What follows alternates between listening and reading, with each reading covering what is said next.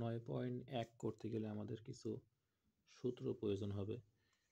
তো এর আগে আমাদের সমকোণী ত্রিভুজ চিনতে হবে। সমকোণ মানে কি? যে কোনো একটা অ্যাঙ্গেল 90 ডিগ্রি হবে। 90 ডিগ্রি আমরা কীভাবে চিনব? আমি যদি একটা ভূমি আঁকা এটা দাগ দিই, তাহলে এর উপরে যদি সোজা যদি একটা দাগ টানা হয়, তাহলে এই ভূমি থেকে এই দাগ পর্যন্ত এটা হবে লম্ব। এখানে সোজা যদি হয় তাহলে এখানে 90 ডিগ্রি অ্যাঙ্গেল হয়। আর একটা সমকোণী ত্রিভুজ আমরা তখনই চিনতে পারবো যদি কোনো একটা অ্যাঙ্গেল 90 ডিগ্রি হয়। তাহলে আমি সমকোণী ত্রিভুজের আঁকাই। সোজা একটা দাগ, এর নিচেই সোজা হতে হবে দাগটা, তাহলে আমাদের এখানে অবশ্যই 90 ডিগ্রি অ্যাঙ্গেল হবে। এখন এই ত্রিভুজটার আমরা নাম দিয়ে দিই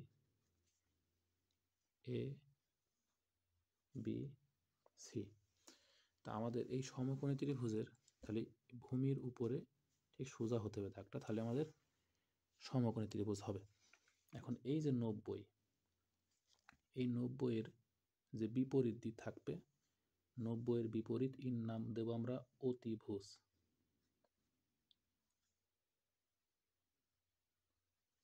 90-এর বিপরীত।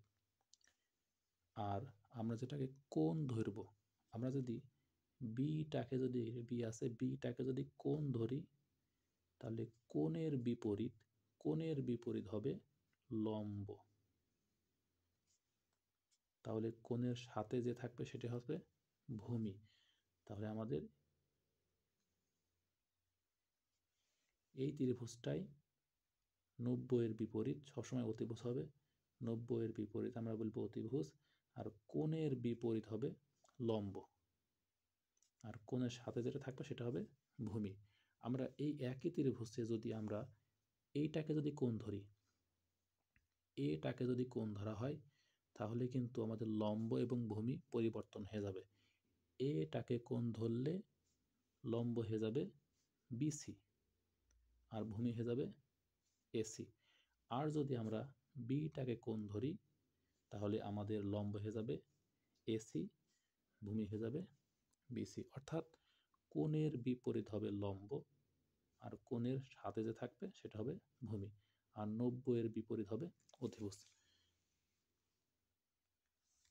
সাইন, কস এবং ট্যান এই তিনটা সূত্রের যে আমাদের বাহু নির্ণয় করতে যেটা প্রয়োজন হবে, সেটা আমাদের একটা ছন্দ আছে যে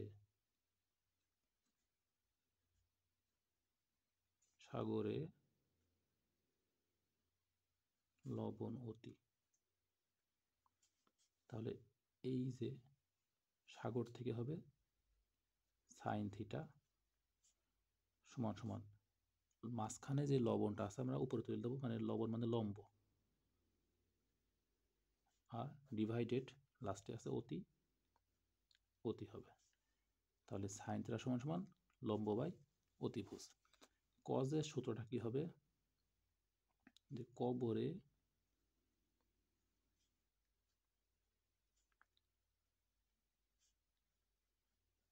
ভয় অতি। কবর থেকে আমাদের কজ আসবে কস থিটা, এই ভয় থেকে আসবে ভূমি, ভূমি আসবে উপরে, আর অতি আসবে নিচে, কবরে ভয় অতি। এরপর আমাদের লাগবে ট্যান থিটা। ট্যান থিটা টেরা লম্বা ভূত, টেরা লম্ব ভূত। টেরা থেকে আসবে ট্যান, আর লম্ব থেকে লম্ব মাঝখানাটা উপরে, আর ভূত থেকে আসবে ভূমি। তাহলে আমার যদি বলা হয় ভূমি এবং অতিভুজের সাথে সম্পর্ক কার, আমরা বলবো কস। যদি বলা হয় লম্ব এবং ভূমির সাথে সম্পর্ক কার, ট্যান। যদি বলা হয় লম্ব এবং অতিভুজের সাথে সম্পর্ক কার, তাহলে বলবো সাইন থিটা। আচ্ছা, এবার এখানে আমরা যদি থিটার জায়গায় কোনো একটা কোণ বিবেচনা করি, তাহলে কি হবে আমাদের এখানে? আমরা যদি সাইন বি চিন্তা করি, থিটার এখানে বি, তাহলে আমাদের সাইন বি। আমরা জানি সাইনের সূত্র হবে লম্ব অতি।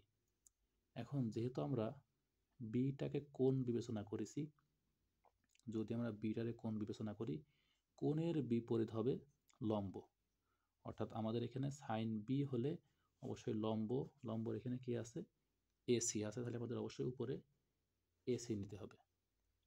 আর তারপরে আছে অতি। অতি কি হবে, 90-এর বিপরীত হবে অতিভুজ, তাহলে অতিভুজ আমাদের এবি।